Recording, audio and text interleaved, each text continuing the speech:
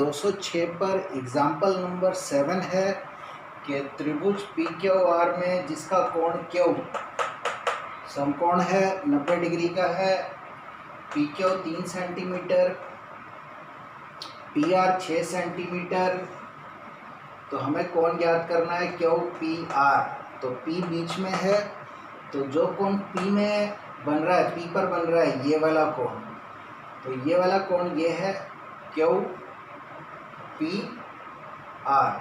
Q से लेकर P तक जाएं और पी से लेकर आर तक जाएं, तो दोनों के बीच में जो कोण बन रहा है ये, एक तो ये ज्ञात करना है और एक कोण ज्ञात करना है पी आर क्यू, जो आर पर बन रहा है, बीच वाले बिंदु पर बन रहा है। तो आर पर ये वाला कोण बन रहा है, तो ये वाला भी बताना है पी से लेकर आर तक और आर से लेकर क्यू तक के बीच में जो एक कोण बन रहा है ये वाला। तो सबसे पहले हम पहले वाले कोण की बात करते हैं कि ये वाले की। तो हमें कौन सा कोण ज्ञात करना है? कोण क्यू पी आर। कोण क्यू पी आर हमें ज्ञात करना है। तो जिस कोण को ज्ञात करना है आपको बताया गया है कि उसके सामने वाली जो भुजा है उसको आप कहते हो लंब। 90 के सामने हमेशा होता है कर्ण, और यानी कि यहाँ पर ये तीसरी भुजा रह गई है तो इसको हम बोलेंगे आधार। आधार हमेशा जो तीसरी भुजा रह जाएगी वो होगी। 90 के सामने होगा लंब, लंबे के सामने होगा कर्ण, 90 के सामने कर्ण, और जिस कोण की बात कर रहे हैं उसके सामने लंब। तो हमें चाहिए कोण क्यू पी आर। अब यहाँ पे देखो कि आपको ये वाली भुजा पता है और ये वाली भुजा पता है, ये नहीं पता। यानी कि आपको देखना पड़ेगा कि आधार और कर्ण का अनुपात किसके बराबर होता है। तो मैं अगर आधार बटे कर्ण लूँ, क्योंकि आधार की वैल्यू भी मुझे पता है 3 और कर्ण की वैल्यू भी मुझे पता है 6, तो आधार बटे कर्ण, यहाँ पर आधार जो है वो पी क्यू है और जो कर्ण है वो पी आर है। तो आधार बटे कर्ण किसके बराबर होता है? आप देखोगे कि भी ये अ से देखें तो आधार बटे कर्ण ये होता है कॉस थीटा के बराबर। तो इसका मतलब हो गया कॉस थीटा की अगर मैं वैल्यू लूँ तो वो आधार बटे कर्ण होता है, और आधार हो गया पी क्यू और कर्ण हो गया है पी आर। पी क्यू की वैल्यू 3 और पी आर की वैल्यू 6।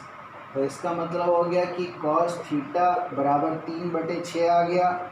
इसका मतलब कॉस थीटा कट के आ जाएगा 3 कम 3, 3 दूनी 6, 1/2। अब आपको ये देखना है कि भी कॉस थीटा की वैल्यू 1/2 कब होती है। तो आप टेबल से देखोगे तो आपको मिलेगा कि भी कॉस 60 डिग्री की वैल्यू 1/2 होती है। तो इसका मतलब जो थीटा है वो 60 डिग्री होना चाहिए। तो इसका मतलब थीटा बराबर 60 डिग्री। ये कहाँ से देखा है आपने? टेबल से, सारणी से, फ्रॉम टेबल। जो आपके पास टेबल आपको दिया गया है वहाँ से आपको देखना है। तो थीटा की वैल्यू 60 डिग्री होगी, लेकिन थीटा यहाँ पर है क्यू पी आर, इसको आपने थीटा बोल लिया है। तो इसका मतलब हो गया कोण, इसको आप बोल सकते हो थीटा। यहाँ पर ब्रैकेट में आप लिख लो कि माना ये वाला कोण थीटा है, तो थीटा की वैल्यू ये आ गई, और थीटा किसको माना है? कोण क्यू पी आर को। तो इसका मतलब कोण क्यू पी आर बराबर हो गया 60 डिग्री। अब दूसरा कोण पी आर क्यू आपको चाहिए, ये वाला कोण चाहिए, इसको आप बोल सकते हो फाई। और ये वाला कोण आपको मिल गया 90 डिग्री का। और तो मान लेते हैं, माना कोण पी आर क्यू बराबर फाई, इसको फाई पढ़ा जाता है, फाई। तो यहाँ पर आप देख रहे हो कि भी ये जो समकोण त्रिभुज है, आपको पता है कि त्रिभुज के तीनों कोणों का योग angle sum property of triangles है। तीनों का जो जोड़ होता है वो 180 डिग्री होता है। तो आप लिख सकते हो परंतु theta plus phi plus 90 degree बराबर हो गया 180 डिग्री। थीटा की वैल्यू आपको मिल गई है कितनी, 60 डिग्री, और फाई एज इट इज़ लिख दो और 90 डिग्री एज इट इज़। तो ये हो गया 180 डिग्री।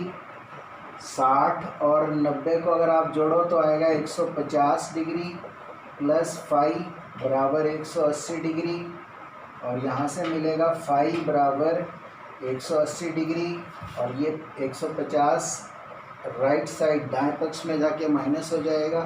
तो 180 में से 150 माइनस करोगे तो आपको फाई की वैल्यू मिलेगी 30 डिग्री, और फाई का मतलब हुआ कोण पी आर क्यू।